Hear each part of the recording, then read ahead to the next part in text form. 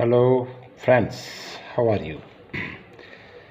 So today we are going to discuss about an interesting topic, that is 2024 Andhra Pradesh elections, the third force.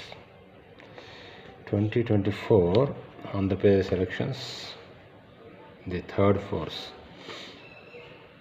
So ఇక్కడ నేను చెప్పదలుచుకుంది ఏంటంటే, ఒక కొత్త రాజకీయ పార్టీ అధికారంలోకి, సో మిత్రపక్షంతో అయినా సరే అధికారంలోకి రావడం.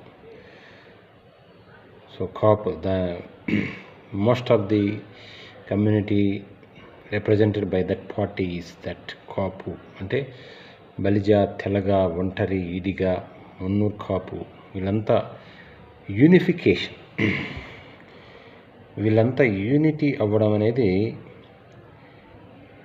ఒక గొప్ప పరిణామం.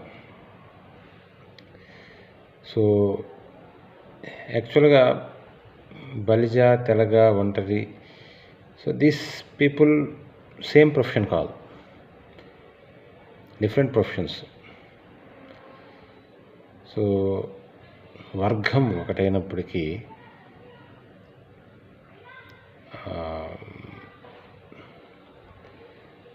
వర్ణాలు ఒకటి కాదు. సో అది ఇంట్రెస్టింగ్ పాయింట్ ఇక్కడ. అయినప్పటికీ ఏకమవ్వడం, ఇది నిజంగా ఒక మంచి శుభపరిణామం. సో ఈ సామాజిక వర్గము మొదటి నుంచి కూడా సో ఒక రిప్రజెంటేషన్ కోసం ట్రై చేస్తూ వచ్చింది. శ్రీకృష్ణదేవరాయల కాలం నుంచి తర్వాత నుంచి ప్రయత్నిస్తూ వచ్చింది. అనుకున్నంత సాధించలేకపోయింది.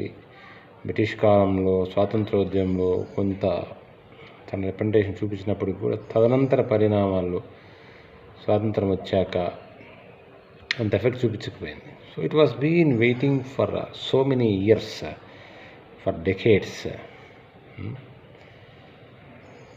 For proper representation. అంటే ఒకటి, కొన్ని సామాజిక వర్గాలు, వెనకబాటుతనంతో కొన్ని సామాజిక వర్గాలు, బీదరికంతో కొన్ని సామాజిక వర్గాలు ఏకమైతే కొన్ని సామాజిక వర్గాలు సో ఆ వెనకబాటుతనం లేకుండా, బీదరికం లేకుండా కేవలం రిప్రజెంటేషన్ కోసం, ఐడెంటిటీ కోసం ముందుకొచ్చాయి, ముఖ్యంగా ఓసీల్లో. సో అవి చాలా వరకు సక్సెస్ అయ్యాయి. సో ఇందులో కొంత బీసీ ఉన్న majority of the people belongs to OC. So వాళ్ళకి ఇన్ని సంవత్సరాల తర్వాత ఆ రిప్రజెంటేషన్ రావడం అనేది శుభపరిణామం. So we all welcome it. Thank you.